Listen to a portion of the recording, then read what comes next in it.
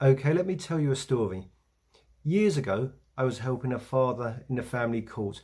It was an enforcement application. He'd got a court order and his ex-wife had just stopped contact. He'd asked my help, we'd taken it to court, and there was a hearing to work out what to do. So I arrived in court and his ex-wife had a barrister. Now, barristers, solicitors, the way they behave towards people like me, I'm what's known as a Mackenzie friend technically, but I tend to call myself a family law specialist because you either know what a Mackenzie friend is or you don't. The barrister said, Mr. Wade, come in for a chat. Let's work things out. So we went into a consultation room and the CAFCAS officer was there. That's weird. CAFCAS officers tend not to be there at this sort of stage at the hearing I was in, but the CAFCAS officer was there, so I thought, okay. And we sat down and we had a chat. And between the three of us, we managed to come up with an agreement that worked. Contact would restart. There were a couple of tweaks of the existing order. And we then went to the court and the court rubber stamped it. My guy was absolutely shocked. He said, how the hell did you manage to get that agreement? And the answer was, we had a chat. The barrister acted like an old friend. The CAFCAS officer was lovely as well.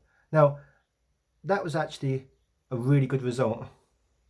The point I'm making here is that if you didn't know me from Adam, you might assume that the barrister was an old friend of mine and we were all going in for a chat to work things out, and how dare we agree with things with the ex's barrister and we're obviously all in it together. We wasn't. That was the first time I met the barrister and I never met him again after that. Same for the CAFCAS officer. Think about it. Your solicitor probably knows your ex's solicitor, probably knows the judge. When you go to court, you'll notice that there tends to be solicitors' offices around the court. It makes sense, I guess. If you're going to be doing court hearings all the time, you don't want to be having to drive hundreds of miles across the country to go to a court hearing. So chances are your solicitor is going to know your ex's solicitor.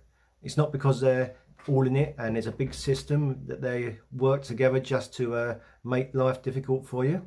Now, don't get me wrong, I'm not excusing lazy solicitors but lazy barristers. There are definitely those out there, and as they work for you, they need to be sacked. You need to get a better one. No excuses. But just because your solicitor or barrister isn't tearing chunks out the other side, that doesn't mean it's all a big corrupt system and they're all in it together. No, there's an old saying, you get more flies with honey than vinegar. So it's always better to talk, it's always better to jaw than it is to war. I hope this helps.